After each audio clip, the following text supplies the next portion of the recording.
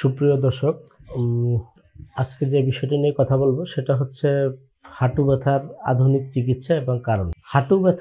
হাঁটু আমরা সবাই চিনি যে হাঁটু কোনটাকে বলে। হাঁটু ব্যথার অনেক কারণ আছে।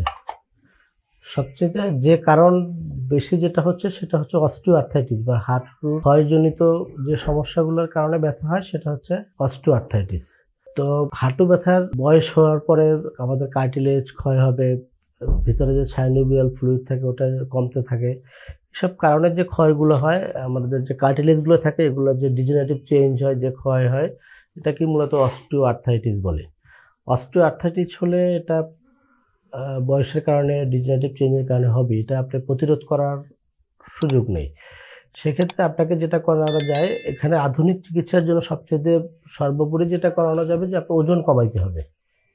ওজন কমানো এবং নিয়মিত ব্যায়াম করা, যেসব লাইফস্টাইল মডিফাই করা, এবং হাঁটু ব্যথার আধুনিক অনেক চিকিৎসা আছে যেটা আপনার ইউরোপ, আমেরিকাতে বা বাংলাদেশেও এখন শুরু হয়েছে, যেটা হচ্ছে ওজন থেরাপি, তারপরে হচ্ছে পিআরপি, স্টিম সেল থেরাপি, এবং স্ট্রেস অস্টিওআর্থ্রাইটিস যদি স্টেজ 3-4 হয় সেক্ষেত্রে আপনাকে নি রিপ্লেসমেন্ট সার্জারি অথবা আরও অনেক ধরনের অটোপ্লাস, অনেক ধরনের সার্জারির চিকিৎসা আছে, যেটা করলে আপনি ভালো থাকবেন।